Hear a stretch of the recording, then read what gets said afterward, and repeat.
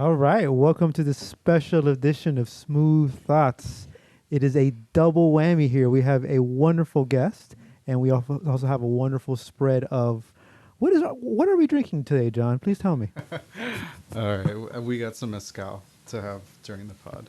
Now, excuse me for being an uneducated drunk, but what is mezcal? It's a clear liquid. I got that.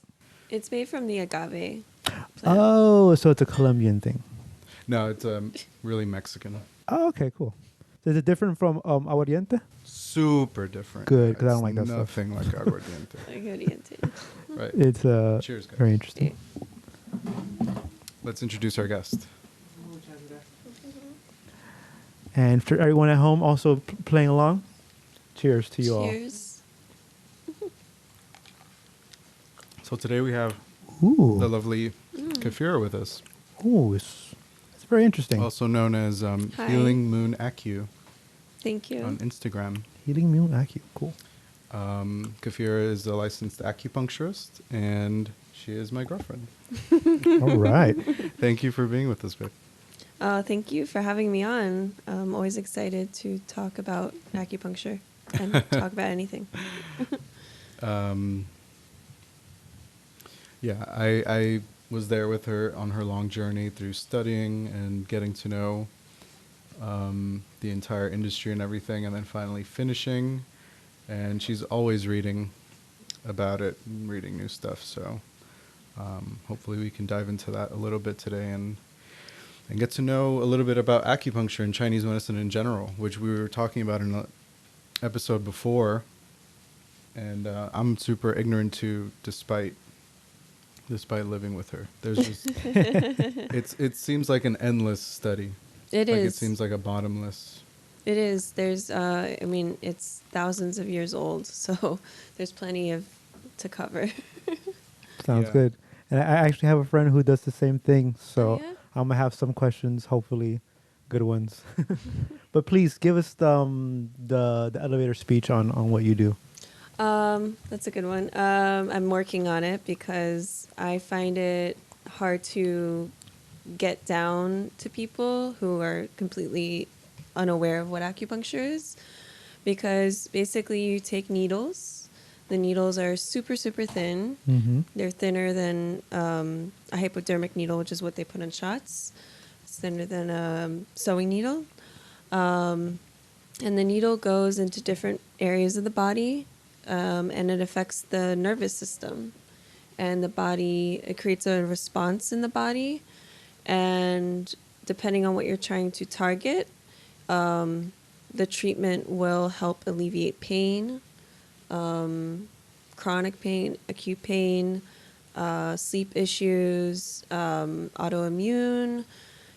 I could list a bunch of different issues, but I like to say it kind of helps everything. Gotcha. Yeah. Yeah, it's like a very holistic practice. Being someone who's basically her patient a lot of the time and her guinea pig for all sorts of different new stuff that she comes up with to try. The thinness of the needles is something that kind of stands out to me because they are incredibly thin. Huh.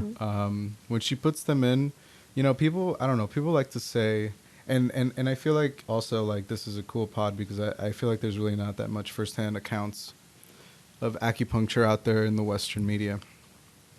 And like, I don't know, people at least that can speak on it, or I haven't seen very many people be able to speak on the experience of acupuncture. I think you're very right. Much. I definitely think you're right. It's definitely There's definitely, I think, a little bit of that missing out there. People like to say that, like, I think in general, like they say you don't feel them, and I think that's to make people feel better. But I'll be honest, I do feel them. And also, you've used different degrees of thickness, right? Yes. With me, Yeah. some definitely feel. I feel at least something more than others. Some are really thin. Mm-hmm. I do like the ones that like are not so thin because some spots end up hurting me. Sometimes I'm kind of sensitive in certain areas, and even like just in my head, when I get it in my head that it's gonna like feel weird, I feel like I just end up doing it to myself. But that's more rare. But when it really hits right, it's a really interesting feeling. Mm-hmm. So like, first-hand account, I broke my leg last year. Um, Skateboarding. I was trying to grind a rail or do a board slide, and I fell on the heel of my foot, and I ended up. I'm pretty sure I fractured it. I You didn't go to the fractured, doctor or anything, but I'm pretty sure there was like a tiny little fracture because it was really really painful, and I couldn't even walk on it for weeks. It feels great now though. But I remember as soon as I broke my foot, she did some needles on me, and it was so great. It's I think in that experience, I kind of like felt the way that acupuncture sort of puts you in touch with a body that's inside of you, right? Because like I guess the needles, being somebody who doesn't know anything about it, the needles are sort of like supposed to be placed in a way that follows particular forms inside the body by the practice, and Anatomical, sure. Yeah. and when you did the needles on me after breaking my foot, it's like it helped me get an understanding of the way that my pain was spreading throughout my body, and and something that really like stayed with me from those sessions was that I could kind of feel the way that my body was like sort of like neuroticizing the pain immediately, and the needles kind of helped me see that the pain really wasn't as bad as like having the broken foot and feeling the pain. My body, it's like I got wrapped up in the pain, Mm-hmm. and it spread the pain. Mm-hmm. And the pain is like, it was like this cloud, and it got me super confused, and it made me feel like the pain was everywhere. But when she put the needles in me, it's like I could feel like sort of like this body on the inside, and it helped me understand the pain a little bit more. And and I mean, I think that sort of speaks to the way that acu's always being suggested as an alternative to painkillers. Oh yeah. And it's like, how do you even envision or imagine the way that needles going into your skin is going to somehow alleviate a pain that you have? It's like it helps you access an inside body of like maybe like your nervous system or something like that. And it's Mm-hmm. sort of, for me, helped me understand my pain and the way that my body and my mind was actually spreading it, Mm-hmm. more than it kind of like just having that realization made the pain seem less unmanageable. Mm-hmm. Yeah. Um, I'd say a lot of the patients that I see in general, a lot of people are dealing with pain. And that, and what you're talking about, basically, acupuncture is sending signals to the body on how to respond to something traumatic that has happened.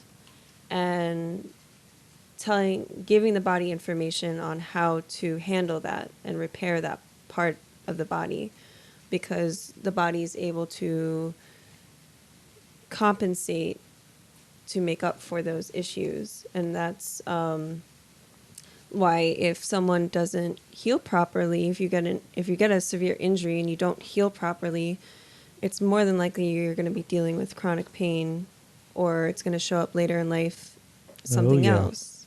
So, yeah, acupuncture is, I don't know which major organization, maybe it was the WHO, or I don't want to say the wrong organization, but it's definitely, they're putting it out there as a substitute for, pain treatment because of the opioid epidemic.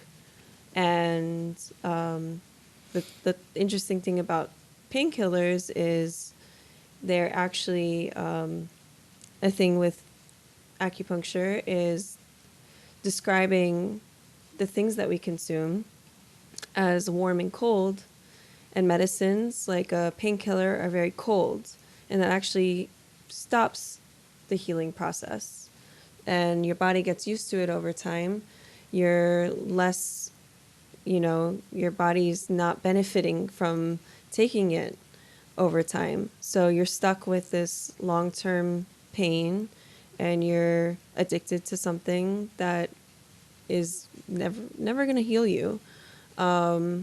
So that's just pain in its own, and that's a huge issue. Yeah, so that's definitely interesting. Because I've heard that before of the whole hot foods and cold foods, Hmm. and if if there's, I remember someone told me I had this weird thing on my tongue where it was getting red, but just for spicy food, So a and lot of then heat. and then someone Just told me, oh, warm. you should have more cold foods like Right. this or that. I'm like, what the hell are you talking about? So could you like go a little more into that underlying theory behind the hot and cold, and I guess what underlies acupuncture? Sure. So kind of going to tie those two things together. An important part of acupuncture diagnostic is looking at the tongue. And the tongue tells a lot about what's going on internally in the body. And if you see a lot of heat and the person recommended you eat cool foods, the something like a cold food would be vegetables. Mm-hmm. Within vegetables, they each have their own properties, but like a cucumber Mm-hmm. is a good example. And then meats are generally warm. Chicken is one of the warmest. And the way those concepts came about, simple interpretation, is if you look at a thing in nature, it sort of embodies an energy. So chicken is running around all the time. It's a lot of warm. It's very energetic. It's very warm. Mm. Vegetables are in the ground where it's cold. So it sort of represents the thing that it is. Gotcha. That's Yeah. interesting. Interesting way of looking at it. Mm-hmm. Yeah, and then besides the needles, I also love a lot of the other things that you've got lying around. She has these electrodes that whenever I work out and my muscles are really sore. Like a tense machine? Well, that's a TENS unit. Yeah, those are really cool. Oh my god, that's amazing. Yeah. Oh yeah. But electrical stimulation in acupuncture is a major part of it. More modern, I didn't know that. obviously. Yeah. The part that freaks me out is when I get the voltage and the placement just right on a muscle, Mm-hmm. it just contracts. And Yep. it's like I'm moving it. And I'm just like, I'm not moving this. But it's involuntarily moving. Yep. Just because of the electricity. And if I turn it up more, I can feel the sort of like beginnings of an electrocution. Because my muscle just contracts until like I can feel it's like I like pushing it to see like how how far before I just feel like, all right, I can't I can't I'll be electrocuted and if I push it anymore. But it creeps me out. I mean, at first it creeped me out, and I guess kind of like I've accepted it, and it reminds me of a lot of Michael Evans stuff. I was gonna mention that. Yeah. The way that electricity is just such a just at the bottom of it all in the human body, electricity is. It's like we're mechanically speaking, we're a basic sort of electrical little system. That's a good point. It's interesting you bring that up just because with acupuncture, a lot of people usually get a description that it's about the chi or chi in the body, and conceptually has become mainstream as thought of as energy, because that's probably the easiest way to translate it conceptually into our language, but that's not actually what it means. A lot of Chinese medicine text, a big part of the history of it is the process of getting it translated, and qi is more like information. Is Interesting. That is really cool.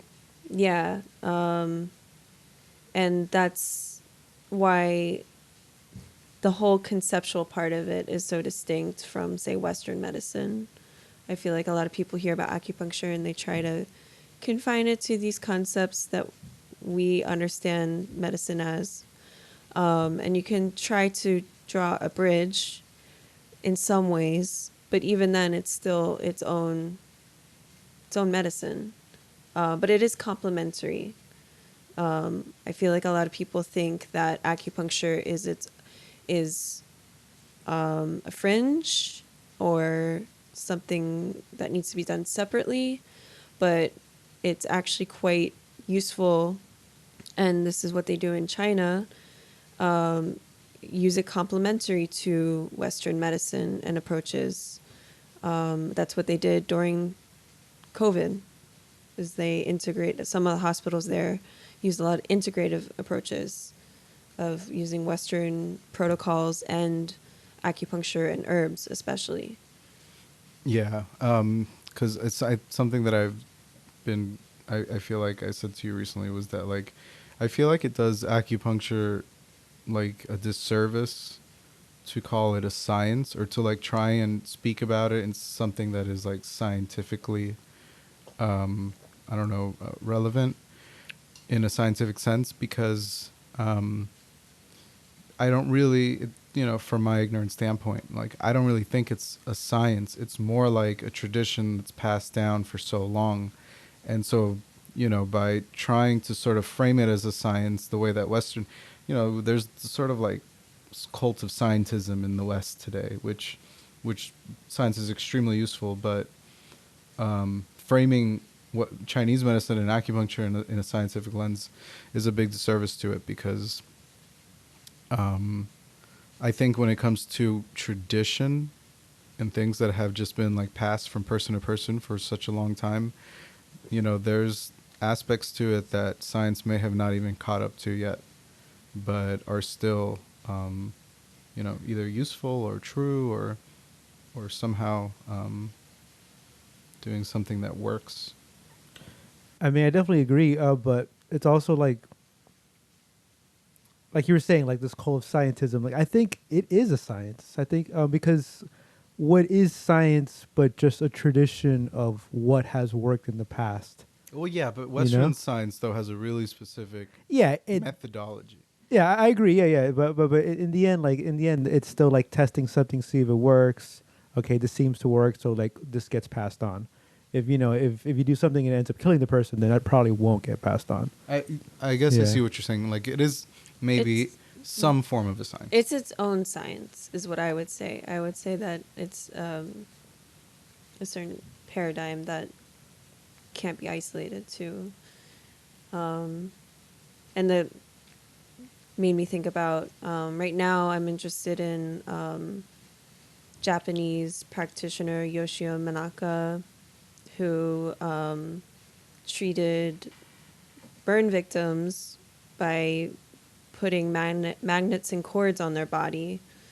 And he found that using the magnets in certain areas helped regenerate skin cells in the burnt areas.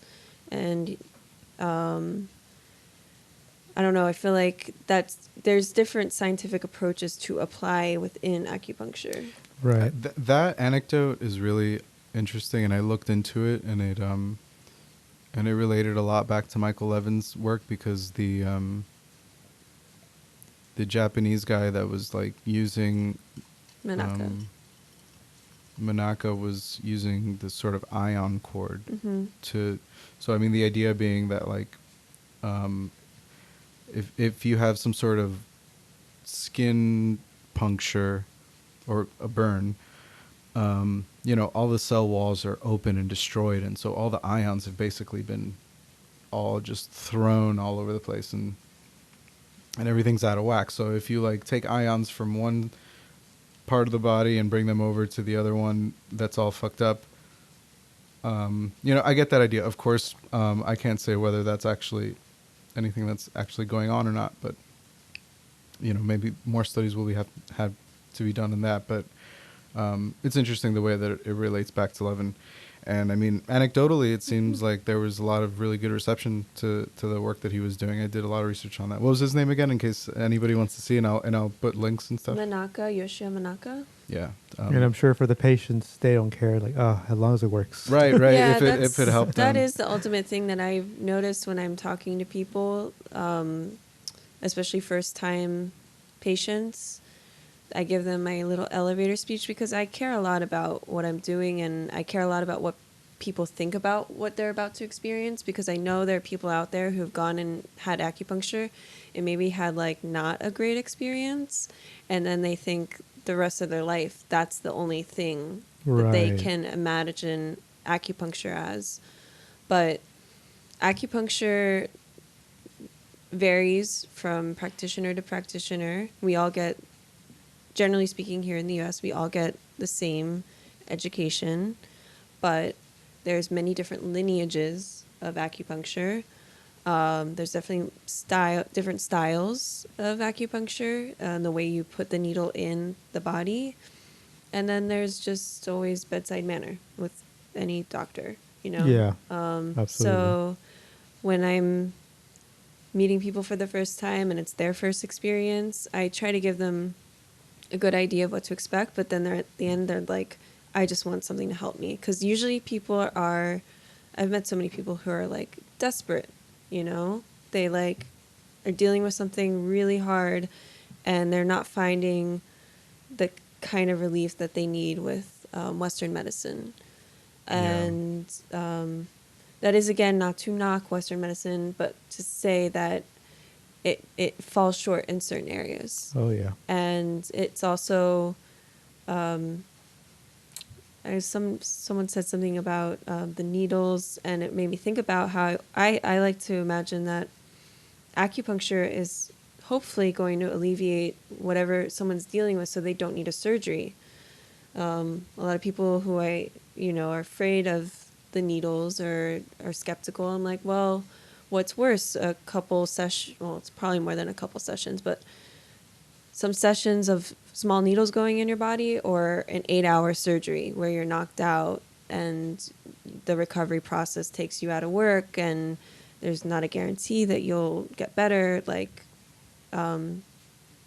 that's how I see it. Yeah, but Absolutely. sometimes though you got to get the surgery. Yeah, sometimes, but But Would you say it's more preventative than it is like, because obviously surgery is like that last resort where, you have to go through this crazy procedure. Would you say acupuncture is more of like a preventative medicine? ideally, it Ideally. is ideally a preventative medicine, and that's why I kind of I'm like really advocating people just do it, even if they think that, usually people are like, well, I don't have anything going on. I don't really know I would need it. It helps prevent you get to a point where you might have something more serious.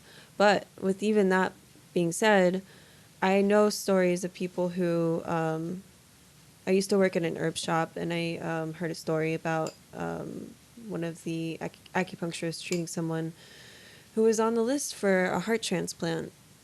And through treatment, and I mean, it takes treatment, it takes herbs, it takes the patient's compliance to get to this point, and dedication. But that patient didn't need the transplant. Wow. Yeah, so it's like, um, it is mostly a preventative, but if you're dealing with something really difficult, I'd say give it a shot. yeah, it's always worth trying, especially something. I feel like a lot of, especially in the Western world, a lot of the things that people do deal with, I really feel like a lot of it comes from our own heads. Oh, yeah. Because, Psychosomatic, you mean? yes, Mm-hmm. psychosomatic stuff, like, people will probably live for years and years with, like, an ache somewhere that, you know, I've had aches that I carry with me, and after a few needle sessions, like, they're so much better. Hmm. And I think acupuncture is really great for that kind of thing, that, you know, is something that, like, people just don't know how do you solve that. It's like when you're so wrapped up in your life, and your life is kind of like what's causing the pressure that creates these sort of like little things that you just start carrying with yourself, and if you don't really know what's going on, you have it for so long and it might get worse over time. Acupuncture is really great for that kind of stuff. little aches and pains. I know in the West there's this dry needling thing that that What? sports you. That's they've kind of like just taken the needling part and then not so much of a lot of like the theory. None of the theory. And They'll just stab you. and it really Kind works. of. It's really great though for muscles. Probably I've never done like just a dry needling thing, but I know from her own work on me, just physically, like my muscles, it alleviates knots and tensions so well. So I can see why in sports medicine it can be a really popular thing. But then unfortunately it's kind of like when it comes to the more long-term things and how it can help with preventative things and how it might affect like the person you mentioned with the heart. It's hard to say really like, the person ends up not needing the heart transplant. It's hard to quantify how much, maybe like that kind of like practice had to do with it. And so it's like for people, generally speaking, it's hard to, put their faith into it for the most part. I think, especially 'cause since this is being broadcast, not say, I feel like they always have those like disclaimers, like don't take this advice without talking to your doctor.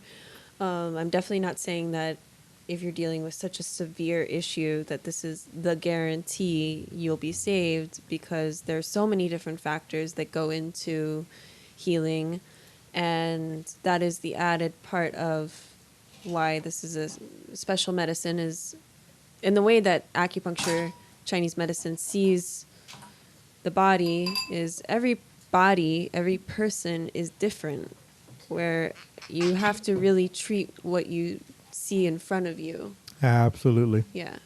Yeah, and we've definitely turned it. When I say we, I mean Western society. We definitely turned it into a more of like a mass production mill. Everyone just take this drug or do this and that, and you'll be good to go. Well, that makes it so much easier for the institutions. Yeah, and then when you incentivize doctors to be drug pushers, so it's unfortunate. Or if your hospitals make the most money out of huge surgeries like heart transplants, they might be more incentivized to, oh, well, you need a heart transplant because there's nothing else we could do. And I mean, when it comes to like, I don't even, it's when it comes to like this whole thing we've been dealing with for the past 2 years, it's like, oh, well, line up to get your, government approved shot. But it's like you really don't hear about them actually talking about getting healthy or whatever. Yeah. I've been thinking about that. But It works for some, it doesn't work for others. yeah. Yeah. But when talking about sort of like that, like the efficacy of the entire practice and everything, it definitely, when you look at Chinese medicine as a whole, like I'm taking this opportunity now to segue into all the weird aspects of it, right? That are maybe forgotten to time or want to be forgotten to time by. Well, hold on. I want to learn a little more about Kefira. So Okay. being this is something like Hold on. that like is so less known in at least in Western culture. What got you into that? Sure. So it wasn't necessarily a direct shot. Like I didn't find out about acupuncture and was like, I need to do that. It was a slow process of me dealing with my own health issues as a child, teenager, and getting interested in alternative approaches. I did not include acupuncture. I wish my mom had known. I wish I had known. Okay, hold on. Perfect moment. I want everything, Mother. Go ahead. That's our new soundboard. That's great. Instead, I was looking at food and herbs and just natural way, because I was tired of using an inhaler. I had asthma as a kid. I was on a nebulizer. I was drugged up to treat my asthma. And I was just knew it wasn't the thing that was going to get me healthier. So I slowly started looking at alternatives. And then I ended up going to school for fine arts at New College, but then that wasn't really working for me. So I finished my bachelor's at USF St. Pete in political science and psychology. And at the time, I was a caregiver. And I witnessed how terribly the healthcare system treated my client. And I was also just naturally inclined to want to help him with food, especially. And I just felt inclined to medicine. And Gotcha. I thought about going into being an MD. And I was interested in acupuncture because of the herbs. I had learned about the herbal part of acupuncture first. And when I was living in St. Pete, I went to a community acupuncture spot. And I just realized that this was a pretty radical medicine. And that could put me on another tangent about how in the 70s, the Young Lords and the Black Panther Party, In Puerto Rico. yeah, Not Puerto Rico, in New York. Sorry. In the Bronx, they took over a hospital called the Lincoln Detox Center, and they implemented one of the first acupuncture programs for detoxing. And it was a major program that helped people in the neighborhood get off of heroin, which was a major issue. Nice. There's a good documentary about it called Dope is Death, if anyone's interested. But that history and my interest in radical reform to healthcare pulled me in that direction because acupuncture can be really accessible and it's non-invasive. And I didn't want to go to school for 10 years and have severe debt to be a doctor. So And not have a life. yeah. So I decided to go to acupuncture school down here. And that is a 4-year program. And it does include Western sciences. So we cover biology, diagnostics, and everything like that. So that is a huge component as well. It's not just the TCM theory. We have to have that as well. Has that's how I got there. acupuncture, learning about it, getting to that space, becoming a licensed acupuncturist, has it changed your outlook on things, whether spiritually, whether, I don't know, if you're someone who believes in a higher power or anything, like what effect has it had on you? Yeah, that's a great question. I feel like it has affected my perspective on everything, really. I don't really believe in a higher power in the Traditional sense. sense, but I do. Part of the medicine goes back to Taoism, understands that humans are a conduit between heaven and earth. So we're a microcosm of the macrocosm.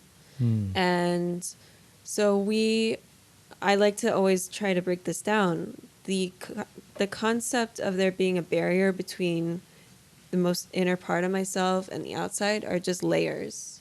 There's no barrier, really. Gotcha. That's just it's so hard to put into words, but understanding the way the human body operates and then applying this theory has definitely changed the way that I see everything. Cool. Yeah. Yeah, All a right. couple of things that I want. First of all, New College, that place. I'd love to get into that a little bit. Okay. Sure. But I mean, not much to say besides the club that ate lion meat and the guy that I think was in love with the dolphin. Yes. I don't Yes. know. The And notorious that's parts just of the New start College. of it. But I also wanted to bring up when you were talking about the Young Lords, your involvement in the Uhuru movement, which was a big part of your life. What is that? And is very funny. It's so like a movement for reparations, Okay. which I don't want to get too deep into that. But the really funny part is that Channel 5 featured her twice on 2 of their Oh. episodes because they did one episode completely devoted to the Uhuru movement, and they did sort of like a segment on it where he went to one of the marches and like talked to everybody, and then in a larger one for the trucking rally, they went Use the back clip, and yeah. they went to go visit a project that the Uhuru movement was working on because they make like basketball courts. Okay, so yeah, the Uhuru movement and the Uhuru Solidarity movement, which I was part of, basically raised reparations, which is donations from the white community, and those go towards projects or programs led by the black community. Right. So That's the simplest like I could go deeper, but that is like the crux of it. So I mean, it was just really funny to us because I like Channel 5, and so we watch whenever they drop something, and we're watching it, and we're like sitting there, and our jaws like, okay, Yeah, I was not Uhuru. expecting that. And then her face comes up because they played this video that she had made During for the while she election. was there. Yeah. This is 2020? This was 2016. 2016. Okay. Yeah, because when this was the video that they referenced was about Trump, because people were very activated by Trump's, white nationalism, and the point being is, white nationalism has always been here in some form or another, and the policies of the U.S. government are inherently built off of white nationalist ideology. So, that was the clip from that video that I had made back then. So it was just funny. Yeah. Like we're on the couch watching Channel 5, and like her face is on, like one of like a TV show that we watch. That's awesome. And then he put extra special guest. And then he played I'll it drink again. to that. Oh yeah, that's gonna be the clickbait. Interview with the was gonna Channel 5 remember Uhuru that. A girl. local celebrity, by the way. That was really funny. But I like how you mentioned that we are a microcosm of the macrocosm. Yes, that's a very crucial component. Yeah, and that definitely reminds me of a lot of like science stuff or like ideas where like you see these same recurring themes in biology and not astrology and astronomy, like the golden spiral, or not the golden spiral, the golden ratio. Sorry, how like things that plants, like the way like a plant will like branch out or stem looks just like the way galaxies and dark matter stem. It's just interesting, like they're just microcosms of the larger. Mm-hmm. Yeah, cool. and that's in very deeply embedded in the medicine. Like, ideally, with the seasons, you also change the pace of how you're living. Oh yeah. The pace of how you're living should reflect the season and what you're eating. And then... Hold on. What you're eating, everybody. New and previously unimagined taste sensations. Go on. And then even with that same concept, within acupuncture, the macrocosm, the body can be broken down. So like in the ear alone, there's auricular acupuncture. There are some practitioners who are just auricular acupuncturists. And the ear is a small form of the body. Like you can imagine like a fetus, like curled up. It does look like a fetus. Right. And each layer represents a part of the skin. And so you break down the body and you can see a map of another part of the body I'm trying to give the concept in a better way, but like sometimes to treat the shoulder, you like use the other part of the body. Gotcha. Does that make sense? It makes total sense. Yeah, that happens all the time. Like you feel something here, but this may not be the problem. Right. The problem actually may be somewhere down here. Yeah. Yeah, that is super weird. I remember specifically when I broke my foot and she was doing Acu on me, I could feel the way that it's like the pain on my one foot was being mirrored on my other foot. Yes. And it was creating a big cloud of pain. That's Yes. crazy. And it kind of helped me identify that, and then sort of like that was beneficial. And it's weird. It's the feeling of acupuncture versus like something that just sort of like numbs you and makes you feel better. Acupuncture is like the going through it instead of like Pushing it avoiding away. it. Yeah, instead of like Yeah. avoiding it, it's like the only way what is it? The only way from is through or something. It's like there's like a saying like that The where only it's way like is through, yeah. Acu feels like going through the pain and actually Oh, okay, I doing an gotcha. understanding of it, and that helps, Nice. which is different from taking it away. You're not just taking away the pain almost. It's like you're able to just understand it better. Yeah. Yeah. Makes sense. Yeah, you're Which is super processing. helpful. So I'm so sorry. I have to go really soon, but let's get into the weird shit real fast. Oh, yeah. Well, I would just like to say before you go on that tangent, I think that we conceive it, or I wouldn't necessarily include myself in that, but calling it weird is a little othering, but it's weird to us because we don't have any, I guess we don't have it in our culture and we don't see it What as part? making sense. What did I call weird? You were going to talk about the weird part. Oh, right. Well, okay. I mean, I'm It's weird to specifically us, referring to. I guess. Okay, but I'm specifically referring to, like, let's say the horn of a rhino, right? That's like endangered. Sure. It's like that is That's- something that like you can really. I'm not talking about just like practice, but when you get to a point where it's like. So like you would say, so a very useful herb is flying squirrel poop. You would probably say that's weird. Oh yeah. Well, I mean, no. I mean, there's coffee beans that come from digested, Yeah. coffee. Elephant or something like that. I think it's a lemur. They feed the lemur coffee, it poops it out, and people I've drink heard of that. Yeah, So it's it's like, exotic. Yeah. I mean, I guess, yeah, using the word weird is like super, like we're just like, it's like tongue in cheek for sure, but I'm specifically referring to, like, sure, I don't know, prescribing somebody flying squirrel poop, I guess that is a little weird. Or how about fetus soup? I've heard of that one. Oh So man, that's hardcore. They That's, not exactly feed a soup, but they do keep the placenta. Ah. And I don't mean like it's not like an unusual. People do that all the time here. It's very good for the mother. oh yeah. It's I would very good. imagine it's full of Yeah. nutrients. Yeah. It's very good for them. Take it easy, dude. But take it.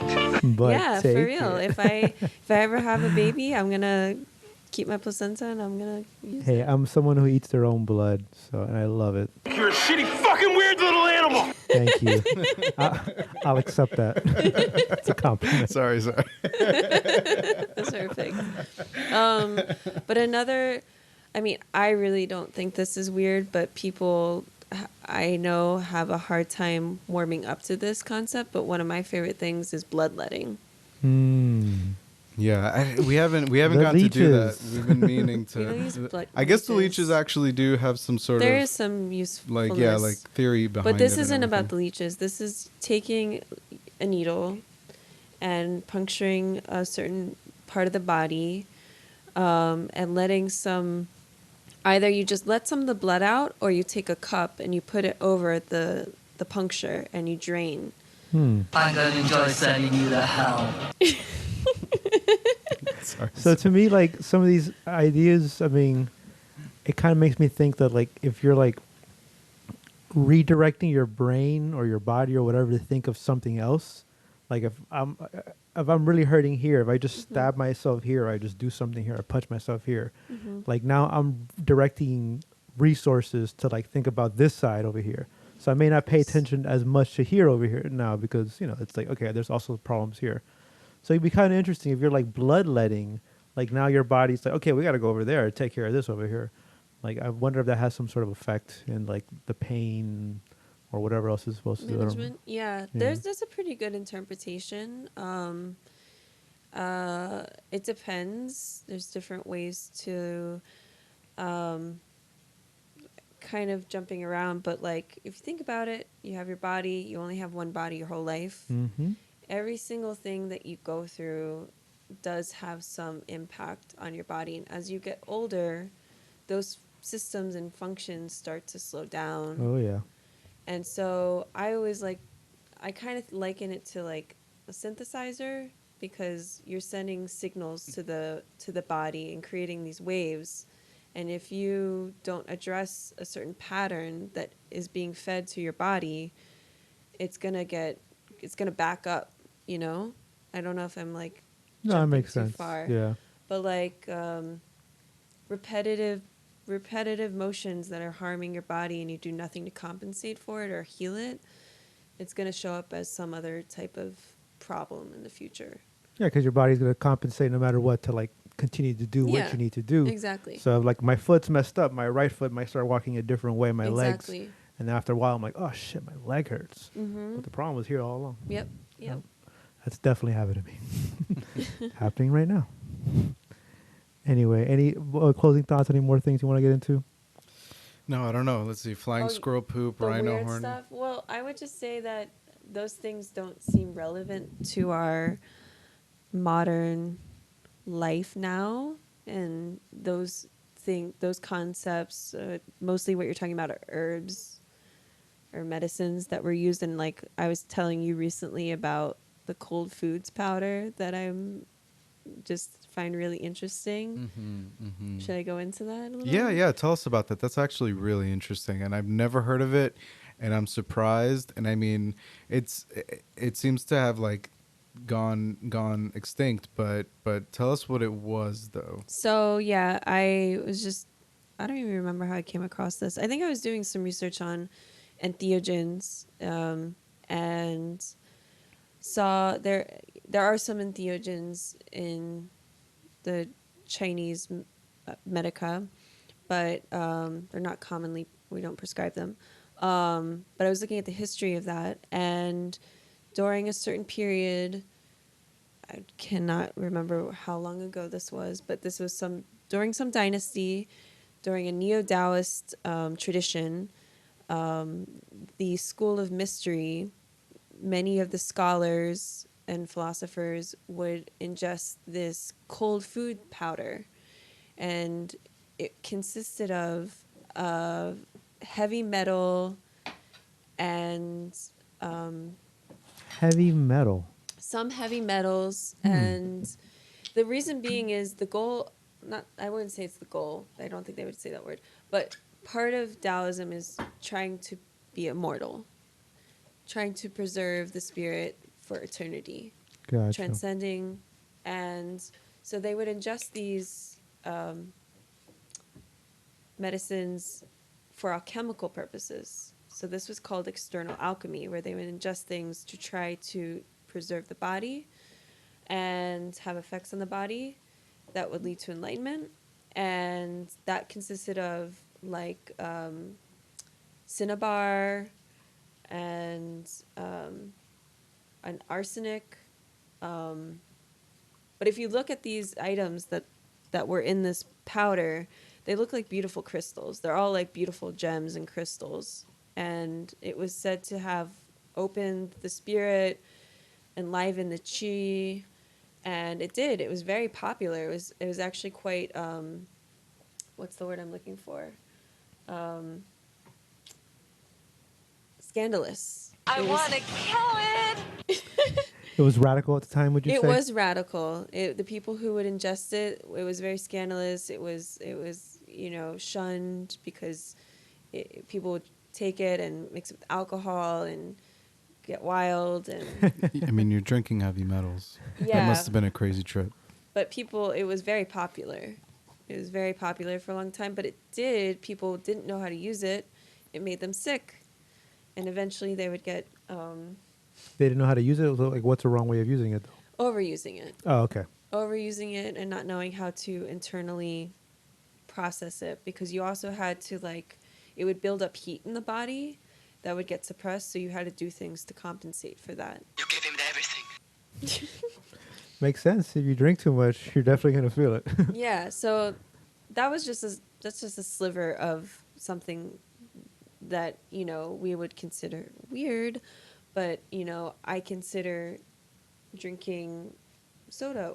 Personally, I consider drinking soda weird because that's a chemical that it's I'm not saying these are parallel things, but like our concept of what is weird is Yeah, it's all in context. relative. Like, Yeah. we're obviously from the same part of the world, same age range, and same culture. Demographics. Yeah. So Yeah. we have all these ideas of what's normal, what's not normal. But Yeah, people do love doing things that kill them for Yeah. a little bit of experience. Exactly. hell yeah, it's life. Yeah. Any- One of our favorite things before you close it, one of our favorite forms of content are like Datura trips on YouTube. I'll probably link to it. It's so hilarious. There's so many hours of Datura trips on YouTube, and they are probably the most entertaining because I feel like you don't get so much imagery in other trip reports. Man, it's incredible. People, they go into underworlds inhabited by like straight up demons. It's incredible how demonic all the imagery is. There's a particular goddess that lives there that the Mexicans called Toloashi, and she has a dog, and I think that's kind of why they describe the trip to be so disastrous, because half the people that do that end up in the hospital.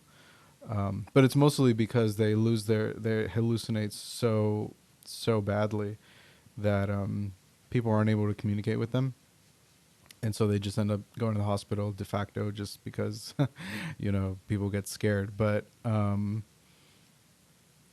you it's imagery that like is so entertaining to me because this sort of stuff only happens in the imagination, and so to really let loose the gates of the imagination to like and it's just weird that it's such dark stuff too. It's like people covered in blood, like spewing blood, like blood coming out of the walls, shadows, um, dinosaur bones, like walking through mass graveyards, dinosaur bones, and What the and hell are other you stuff. talking Man, about? it is That's crazy. it is so entertaining, dude, because you don't it's better than fiction, man, because like this isn't I'm definitely going to link some of those Yes, I was gonna say because you, they're you have to link me in the show notes. interesting, dude. They're so interesting. Just like looking outside and seeing the whole city be destroyed by a tornado and realizing you're the only person like left alive, and then like you wake up in the hospital. Oh my god! And with that, do you have any jingles to take us out? Let's see.